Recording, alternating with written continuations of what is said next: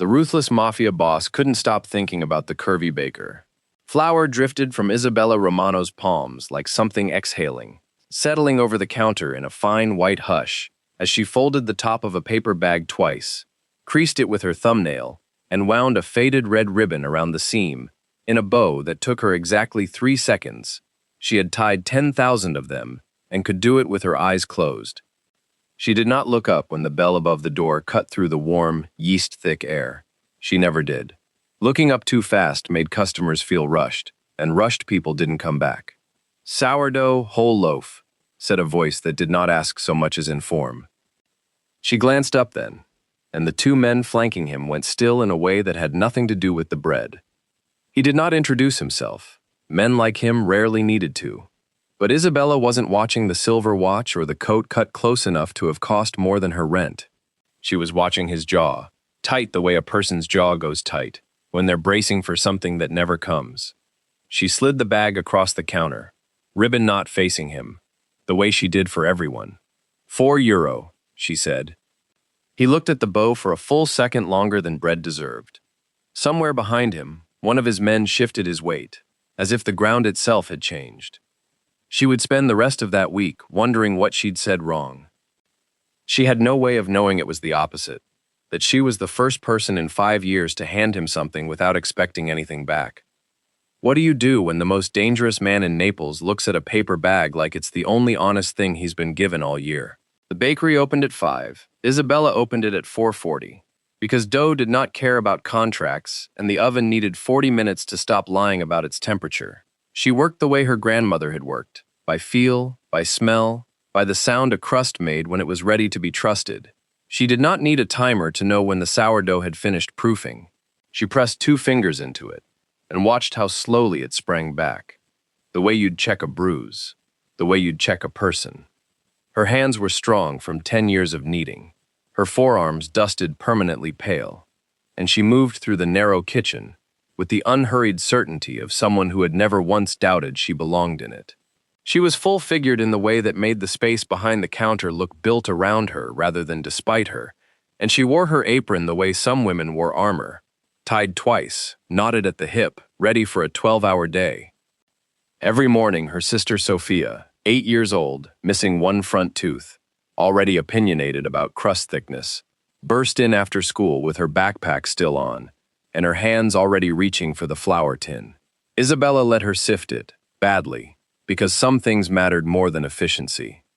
A supplier's rep came by that same week, clipboard in hand, and told her the wholesale flour contract she'd fought for wasn't really designed for operations this small. He said it kindly, the way people say cruel things when they've decided kindness costs nothing. Isabella did not argue. She simply thanked him, wrote his name in the small notebook she kept behind the register, and went back to scoring the loaf in front of her. 3 clean diagonal cuts, done without looking down. She filed the insult where she filed everything that wasn't useful yet. Away, not gone. 3 days later, an envelope arrived with no stamp, hand-delivered, asking her to prepare 40 loaves for a private event by Saturday. Payment triple her usual rate. Address on the Via Petrarca, a street she'd only ever biked past. She stood in her kitchen holding the paper, flour still on her knuckles, and made the decision that would end one life and begin another. She said yes before she'd finished reading the address twice. The house on Via Petrarca did not look like what she expected. No gates, no dogs, just a courtyard with lemon trees and too many men standing too still near the walls. Isabella carried in the first crate of loaves herself, refusing the help of a man twice her size, because she did not trust anyone else's hands with a crust she'd shaped herself. Luciano Moretti was standing near the courtyard's far wall when she walked past him, close enough that she had to angle her shoulder to avoid a tray balanced on a passing waiter's arm. She said, "Scusi," without looking to see who she'd nearly collided with. It was, as far as anyone in that courtyard could remember, the only unscripted sentence spoken to him all evening. He watched her set the crates down herself. He watched her correct the caterer's staff on how to arrange the bread. Not sharply, just precisely, the way a person corrects something they've built with their own hands. Everyone else in that courtyard adjusted their posture when he entered a room. She had adjusted a breadboard. Sophia had come along. under strict instruction to sit quietly on an overturned crate near the kitchen entrance and touch nothing. She lasted 4 minutes before wandering toward the lemon trees, where she found Luciano crouched, of all things, tying his own shoelace. "Are you the man who owns all this?" Sophia asked, with the particular bluntness of children who have not yet learned to be afraid of scars. "Something like that," he said. "Isabella says people who own too much usually forgot how to share." Sophia said it the way children repeat things they've heard adults say at dinner, without malice, only inventory. He didn't answer, but something in his face did the thing that faces do when a truth lands somewhere it hasn't been allowed to land in years. A small, involuntary stillness, gone before anyone but a child would have caught it. He trusted no one. He had built an entire life on the assumption that every kindness carried a hidden invoice. And yet the girl in front of him wanted nothing, and the woman by the bread crates hadn't asked his name. By the time Isabella found Sophia and pulled her gently back toward the kitchen, murmuring an apology to a man she still didn't recognize as anyone in particular, Luciano had already made a decision. He did not tell her what it was. He simply told his men, quietly, to make sure the bakery on Via dei Tribunali never again had trouble with a supplier. What would you do if the most dangerous man in the city decided to protect you, and never told you why? The flour contract that had nearly collapsed her business resolved itself within a week, in the unremarkable way that problems resolve when someone with real weight quietly leans on them. Isabella never learned why. She only noticed that the supplier's rep suddenly had time for operations this small after all. Luciano began coming by the bakery, not often enough to be a pattern anyone could name. Often enough that the woman who sold flowers 2 doors down started saving him a spot to lean against the wall. He always ordered the same loaf. He always waited for the ribbon. He kept the first bag she'd ever handed him. It sat, folded flat and slightly grease-stained, in the drawer of the desk where he kept nothing else. Not photographs, not letters, nothing that could be traced to a person he cared about, because caring about a person was a door left open, and Luciano Moretti did not leave doors open. He told himself he kept it because it was evidence of nothing. He did not examine that lie too closely. One evening, she found him in the alley behind the bakery, sleeves rolled, helping her carry a broken oven rack to the dumpster without being asked. Something he had never done for anyone in 15 years of never lowering himself to carry anything at all. She didn't know that. She only knew her back had been aching and now it wasn't. Another evening, walking her home because it's on the way, though it wasn't, he stopped outside a modest apartment building with peeling shutters and let his eyes rest a beat too long on the boarded window on the 3rd floor. "My mother lived on a street like this," he said, and then said nothing else, and the silence that followed said more than any story could have.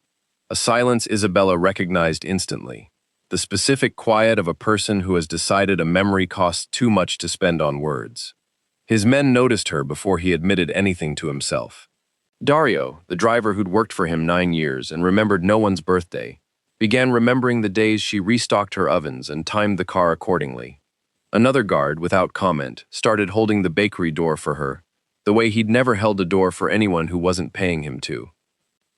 Carlo Bellini appeared during this stretch of ordinary evenings, introduced to Isabella at a supplier's dinner as an old associate of Luciano's. Family, more or less, warm-voiced, generous with compliments about her bread, quick with a business card and an offer to help expand her ovens into a second location. He shook Sophia's hand like she mattered. He smiled the exact right amount. He gave the caterers extra tips they hadn't earned. He gave Sophia a paper cone of roasted chestnuts from a street cart, unprompted. He gave Isabella, over 3 separate dinners, exactly enough warmth that she never once thought to ask why a man of his standing had so much free time for a small bakery on Via dei Tribunali. Isabella liked him. Everyone did. That was, precisely, the problem no one could yet see. It started small. A delivery of flour that arrived a full grade lower than what she'd ordered, invoiced under Carlo's company.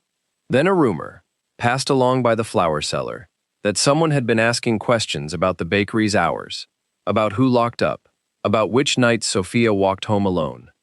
Isabella mentioned it to Luciano over the counter, quietly, between customers. "Something feels wrong about Carlo," she said. "I can't tell you what, just wrong." "Carlo's been loyal to me for 15 years, Luciano said, and the words came out clipped, automatic. the reflex of a man who had spent his whole life mistrusting kindness, but never questioning the men who'd shared his table. It was the one blind spot his flaw had carved into him. He suspected strangers on instinct and defended old faces out of habit, and habit, this time, was wrong. She didn't argue. She simply nodded and went back to scoring a loaf, 3 clean cuts, and said nothing more about it, though she began locking the back door an hour earlier than usual, and began walking Sophia home herself instead of letting her go alone, for reasons she didn't fully explain even to herself. 3 nights later, someone broke the bakery's front window. Nothing was taken.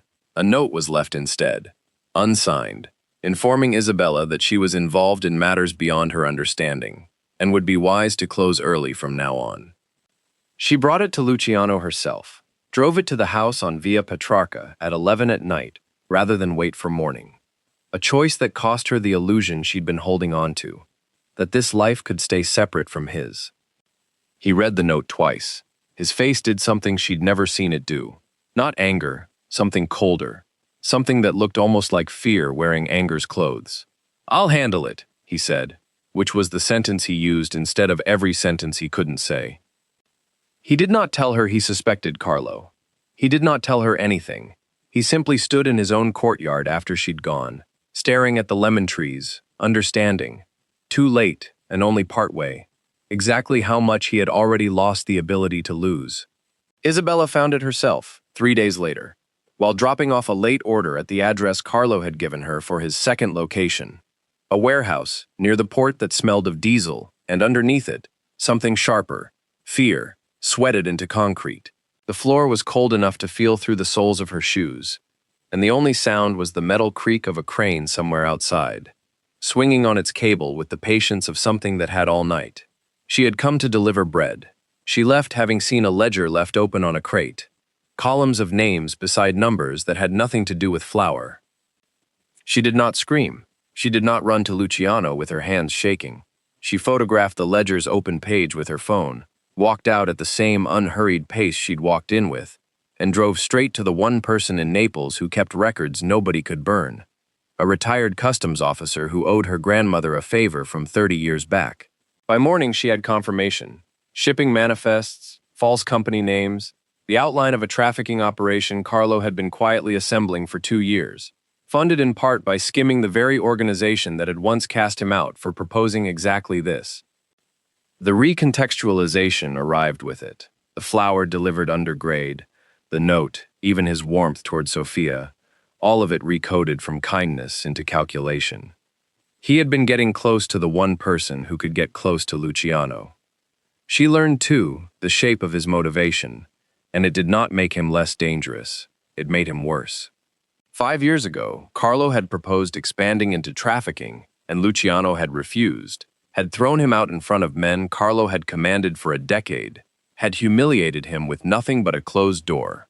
Carlo had spent 5 years rebuilding, waiting, and had chosen Isabella specifically because he understood, better than anyone, exactly what and who would break Luciano fastest.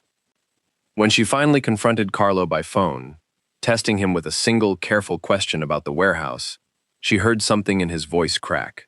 Just once. Not guilt, not quite, but a rawness underneath the practiced warmth. "He humiliated me in front of every man I'd built," Carlo said quietly, before catching himself. "I only wanted him to feel small the way I did. Once. Then the warmth returned, seamless, as if it had never slipped." She did not call Luciano that night. She spent it instead making a plan. Copies of the evidence sent to 3 separate people who couldn't be silenced at once. A message arranged to reach Dario the moment she needed him. And, in her apron pocket, the small red ribbon bag she'd started carrying like a promise to herself.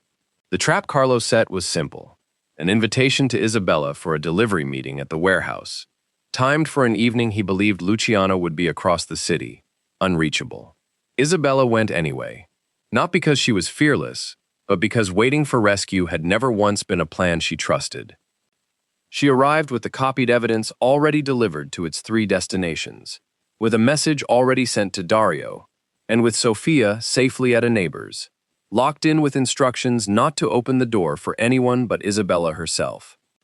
Carlo met her in the warehouse with his usual smile, already halfway into an explanation about one final shipment she was somehow meant to help disguise as a bread order. She did not flinch. She did not wait for the smile to drop. "I already sent everything," she said, voice level as a countertop. "The ledger, the manifests, your name, in your own handwriting, on every page. It's with people who don't work for you, and don't answer to Luciano either. Whatever happens to me tonight, it doesn't undo any of that." It was the sentence that made two of Carlo's own men, standing near the door, go very still. The specific stillness of men, recalculating whose side they were actually on. Carlo's hand moved toward the gun at his hip a half-second before the warehouse door split open and Luciano walked through it, flanked by Dario and 4 others, having driven across Naples in less time than the trip should have taken. He did not shove past Isabella to reach Carlo. He stopped beside her, matched her stillness, and let his presence finish what her words had already started. "You could have come to me," Luciano said to Carlo, and his voice held none of the coldness from years past. Only something quieter, sadder, the voice of a man finally seeing the whole shape of a wound he'd caused, and never noticed. "I did," Carlo said. 5 years ago. You threw me out for it." Have you ever watched two men stand 3 feet apart, both certain they were the one who'd been betrayed? The silence that followed lasted only as long as it took Carlo's own men, the same two who'd gone still at Isabella's words, to lower their weapons and step back from him, choosing, in that unwitnessed instant, the future over the past. Isabella reached into her apron pocket and set the flour-dusted paper bag, ribbon still tied, on the crate between them, the same crate where she'd first found the ledger. "This is what he keeps in his desk drawer," she said to Carlo, quiet enough that only the closest men heard it. "Not a weapon, a bread bag. That's the man you decided to destroy." Carlo looked at it for a long moment. Then he looked at his own men, empty-handed now, and understood, with the particular clarity that comes only after it's too late to use it, exactly how completely he had already lost. 3 weeks later, the bakery's front window had new glass, and the flour seller 2 doors down had started saving Luciano's spot against the wall out of habit rather than expectation. Carlo's operation had unraveled into the hands of people whose job it was to unravel such things. His own men, the ones who'd stepped back that night, were the ones who made sure of it. Isabella was behind the counter at closing, sleeves pushed to her elbows, teaching Sophia the proper tension for a braided loaf. Not too tight, she needs room to breathe. When the bell above the door rang, Luciano didn't order anything. He simply set something on the counter, the same paper bag, flour softened at the folds now, ribbons slightly frayed from 5 years of being tied and untied by someone who'd never once thrown it away. "I think you should have this back," he said. "It was always more yours than mine." Isabella looked at it, then at him, and did not take it. Instead, she reached for a fresh sheet of paper, folded it around a warm loaf still ticking with heat, and tied a new ribbon around it, handing him both bags at once, old and new, side by side. "Keep both," she said. "One's where we started, the other's just bread." Sophia, flour on her nose, looked between them with the frank, unimpressed clarity of an 8-year-old who has decided something is settled. "You're staying for dinner," she informed him. It was not a question. He glanced at Isabella. She said nothing, only untied her apron, hung it on its hook, and held the door open for him, the way his own men had started holding doors for her. Isabella never set out to change a man like Luciano Moretti. She just kept doing what she'd always done, showing up, telling the truth, tying the ribbon the same way for everyone who walked through her door. It turned out that was the one thing his world had never given him. Is there someone in your life who has never once tried to impress you, and somehow, because of that, became the person you trust most? Tell me in the comments. I want to know who taught you that love doesn't have to perform to be real. If this story moved you, subscribe, because the next one goes even deeper.